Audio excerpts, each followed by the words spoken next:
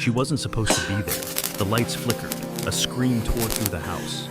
And when Ethan rushed in, his world collapsed. His mother lay unconscious beside a smoking wire.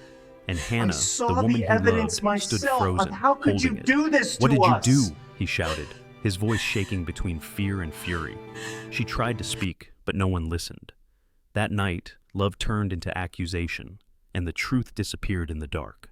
The night had fallen soft and steady over Portland, the kind of quiet evening where rain misted the streets like breath on glass. Inside the Walker residence, a sprawling home of steel and walnut tones, warm light flickered through the tall windows.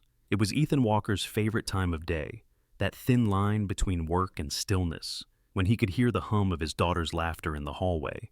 Ethan, 38, was a man shaped by precision and loss. A former Air Force pilot turned aerospace entrepreneur, his life was drawn in clean lines and sharp edges, much like his jaw. He wore his grief like a hidden scar, a memory of his late wife who had died 6 years prior. Since then, he had buried himself in work, in control, in logic. His dark hair was trimmed close, his eyes the deep gray of a storm held in check. But tonight, for the first time in years, there was warmth in his chest. He had a secret, a surprise for the woman who had somehow cracked open his armor. Her name was Hannah Reed, 32, an engineer with a quiet brilliance that never demanded attention. She was tall, with light brown hair always tied loosely at the nape of her neck, and eyes like morning light through amber glass, soft yet unwavering. Her beauty was not in perfection, but in the small human details, the faint freckles across her nose, the way her lips curved when she listened instead of spoke. Ethan adored her, not for her grace but for her calm, an anchor to the chaos he had become. For weeks he had planned her birthday surprise, a Tesla wrapped in silver ribbon, a week-long escape to Hawaii, and a dinner under candlelight to tell her she belonged here, with him and with Sophie. His 13-year-old daughter, bright and curious, had whispered to him that morning, "Dad, she makes you smile again. I like her." Sophie had her mother's soft curls in his restless heart, and Ethan's love for her was the only pure thing left after grief had taken everything else. Now, as dusk bled into night, he texted his sister, Victoria, to stall Hannah while he set up the surprise. Victoria Walker, 42, sharp in voice and dress, was a lawyer whose smile rarely reached her eyes. She'd always felt overshadowed by Ethan's success, and her love for him often hid behind control. She replied, "On it. We're grabbing coffee before heading home." Ethan smiled, poured wine, and waited. The clock whispered past 8 when the door creaked open. He turned, ready to shout surprise, and then the lights died. A flash, a scream. The house plunged into darkness. He rushed toward the living room, heart hammering. The smell of burnt insulation bit the air. His eyes adjusted just enough to see his mother, Evelyn Walker, collapse beside the outlet, her gray hair fanned across the floor, the faint smoke of a charred wire curling near her hand. And there, frozen in shock, stood Hannah, her trembling hands still gripping the frayed power cord. "Mom!" Ethan dropped to his knees, shaking her shoulder. Evelyn, 75, was frail but fierce, a retired nurse with eyes that had seen wars and wounds. She groaned faintly, pulse weak. From the staircase came Sophie's cry, "Dad, what happened?" and Victoria's voice cutting through like glass. "She tried to electrocute her. I saw it." Ethan looked up, his face carved in disbelief. "Hannah, what did you do?" Hannah's lips quivered, her face pale against the candlelight that flickered to life from the kitchen. "I was fixing the string lights. It sparked. I didn't—" "Stop lying!" Victoria screamed. "She had her hand on the wire when Mom fell." Ethan's voice broke. "Enough!" He stood, his chest tight, confusion and rage colliding inside him. He stared at Hannah, the woman who had once been the quiet peace in his chaos, and all he could see now was danger. "I trusted you," he whispered. Tears filled Hannah's eyes. "Please, Ethan, I would never hurt her." But Ethan turned away, his jaw clenched. "Pack your things. Tonight." Rain began to fall outside, tapping against the windows like ghosts knocking to be heard. Hannah walked out into the storm, her silhouette dissolving into the night. Behind her, inside the house, the security monitor blinked red. System error? Footage missing? Weeks passed like shadows sliding across glass. The Walker mansion, once filled with laughter and light, now pulsed with the cold rhythm of silence. Ethan buried himself in work, his days consumed by meetings and design briefs for the next generation of jet engines. His eyes, once sharp with purpose, were now clouded, haunted by the flicker of that night. He told himself it was better this way, logic over emotion, control over chaos. Yet sometimes, in the hum of his empty study, he swore he could still smell rain and burnt wire. Sophie felt the change first. At 13, she wasn't supposed to understand the weight of adult guilt, but she felt it press on her chest every morning.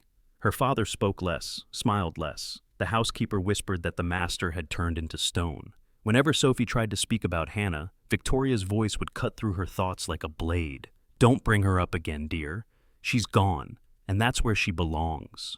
Victoria's tone carried authority, but her eyes, sharp and glacial, held something else.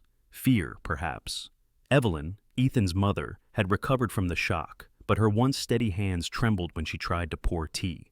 She spent her mornings by the window, wrapped in wool shawls, gazing at the garden, where it had all happened. She had aged years and weeks, yet she never questioned what she had been told. In her heart, she believed she had seen enough. Ethan's world narrowed into work and silence. He stopped visiting the cafe where Hannah used to wait for him. Even Sophie noticed how he flinched when her name appeared on television. Because it did, Hannah Reid, now founder of the Echo Light Foundation, appeared on a national broadcast. Her hair was shorter now, chin length, her face calm yet distant. The segment showed her fitting a small hearing device onto a deaf child's ear, the boy's eyes widening as he heard sound for the first time. The reporter called her, "the woman who gives sound to silence." Sophie watched, transfixed. Her small fingers clenched the edge of the couch. "Dad, look," she began, but Victoria appeared, lowering the volume. "That's enough television, sweetheart." Her smile was taut. "Don't let ghosts live rent-free in your head." Later that night, Sophie tiptoed into her father's study. Ethan sat before a wall of schematics, but his gaze was unfocused, drifting somewhere far beyond blueprints and engines. On his desk lay a photograph of Hannah, face down. Sophie reached for it, but Ethan's hand stopped her. His voice was quiet, almost broken. "Go to bed, sweetheart. It's late." She nodded, retreating to her room. On her nightstand stood a framed picture of her late mother, Amelia Walker, a gentlewoman with auburn curls and eyes soft as dawn. Sophie whispered to the photo, "Mom, I know Miss Hannah didn't hurt Grandma. I saw her trying to fix the light before it happened. Please, help Dad believe it." That night, thunder rolled outside like an unspoken warning. Sophie dreamt she was standing in a garden of flickering lights. Her mother appeared, radiant in the glow, her voice tender yet urgent.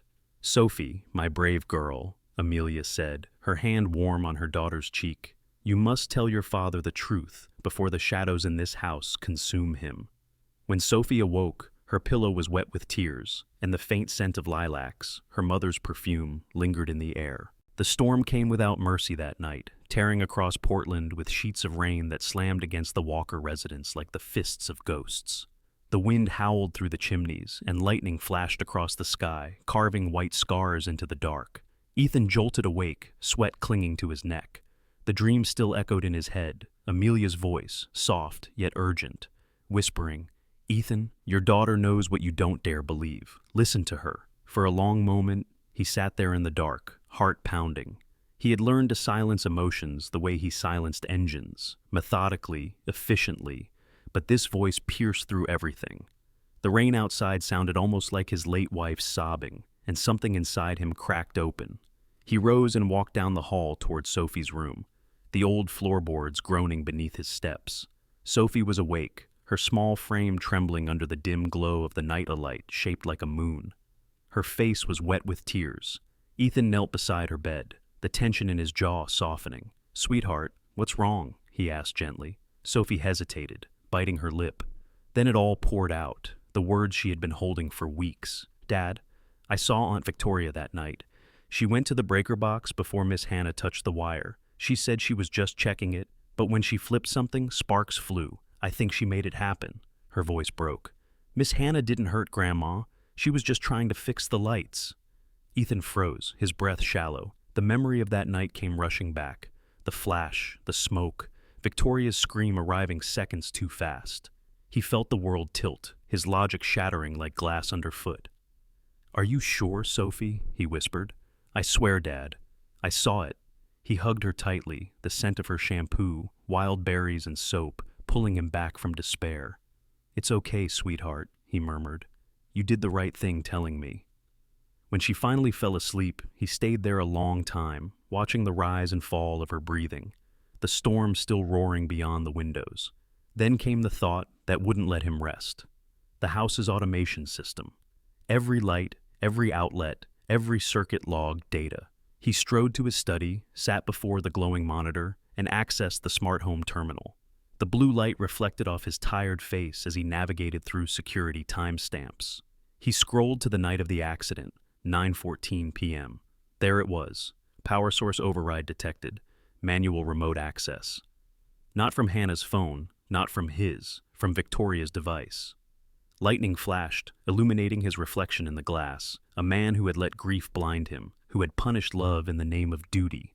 He clenched his fists, rage and regret colliding inside him. "My God," he whispered, "what have I done?" In that moment, the storm outside seemed to quiet, as if waiting. Ethan's world had split open, and the truth poured in, cold and undeniable. He now knew that the woman he'd banished was innocent, and the sister he had trusted had betrayed him. Morning crept into the Walker mansion like an unwelcome guest, gray light cutting through half-drawn curtains and settling on the faces of those who had built their lives upon lies. Ethan stood in the center of the living room, his broad shoulders tense, a thin stack of printed documents trembling slightly in his hands. His once clean-shaven face now bore the shadow of sleepless nights, dark stubble framing a jaw set with fury and heartbreak. He looked older, harder, like a man who had finally seen the cost of silence. Across from him stood Evelyn and Victoria. The older woman gripped her shawl tightly, her silver hair frayed at the edges, while her daughter stood with her arms crossed, chin raised in defiance that barely masked her fear. Ethan threw the papers onto the coffee table, the smart home logs, timestamps highlighted in red.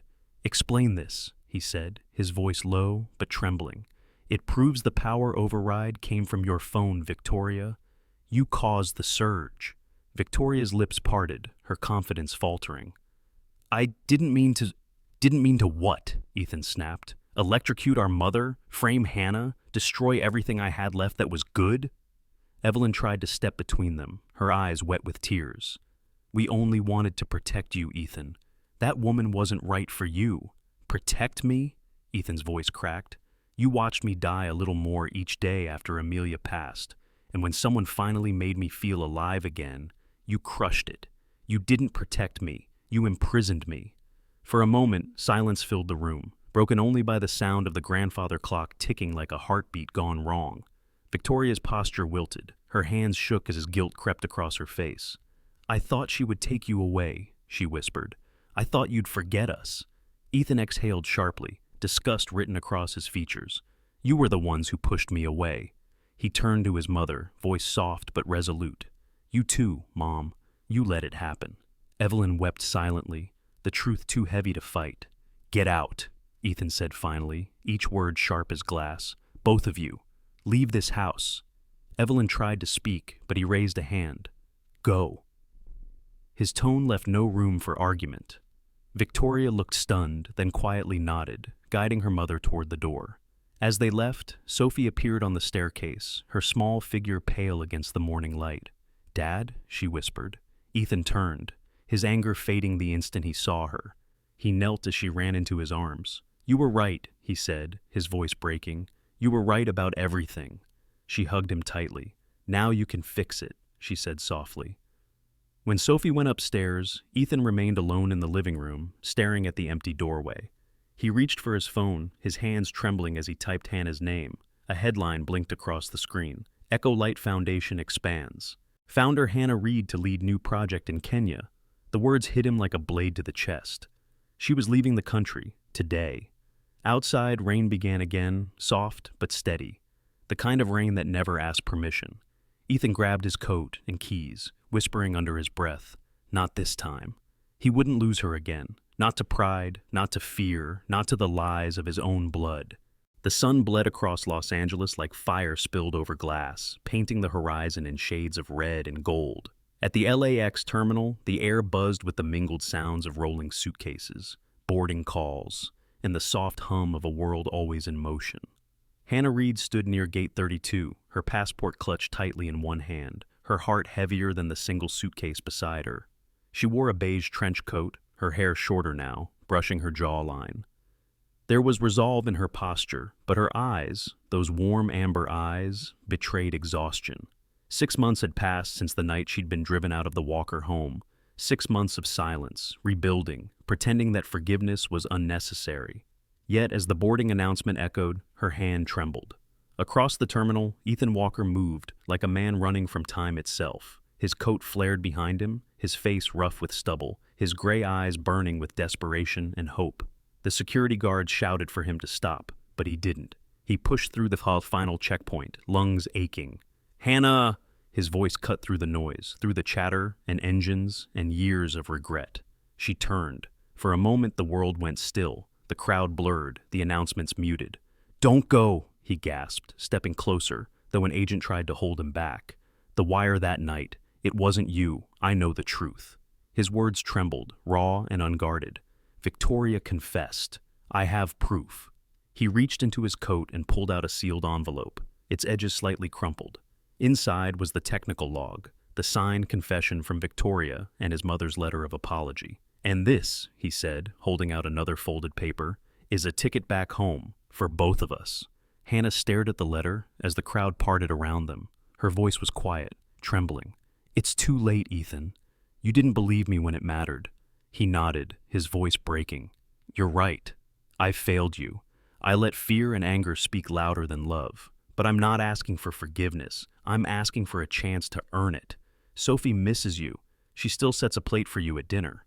Her tears finally came, tracing slow lines down her cheeks. The announcement echoed again. Final boarding. Ethan's eyes glistened under the amber glow of sunset. "Hannah, I believed in machines, in data, in logic. But none of that saved me. You did. Don't make me lose the only light left in my life." The moment hung between them like the last breath before dawn. Hannah stepped forward, took the envelope, and looked at him for a long, unguarded second. "I don't need cars or trips or promises," she whispered. "I just want a home that doesn't vanish when things break." Ethan exhaled, tears mixing with the salt of his sweat. "Then come home, and we'll build it right this time." Hours later, the scene changed. Beneath a soft sky outside Portland, the doors of a bar. New community center opened, the Walker Foundation for Healing Hearts. Children laughed as balloons drifted in the wind. At the front stood Ethan, Hannah, and Sophie, their hands intertwined. A banner above read, "For those who were hurt, and for those who chose to heal." Among the quiet crowd at the back, Evelyn and Victoria stood together, their eyes rimmed with tears. They placed a small wreath at the entrance that read, "Forgive us." Then they turned and disappeared into the sunset, leaving behind the family they had once broken, but who had learned, through pain and truth, how to love again. Sometimes, the one who betrays you isn't a stranger, but the person who swore they were only trying to protect you. And sometimes, you must lose everything to finally learn how to listen to the ones who truly love you. If this story touched your heart, please share it with someone who still believes in forgiveness. Leave a comment to tell us what moment moved you the most. Your words might heal another soul. And don't forget to subscribe for more stories of faith, love, and redemption. May God bless you and everyone you hold dear.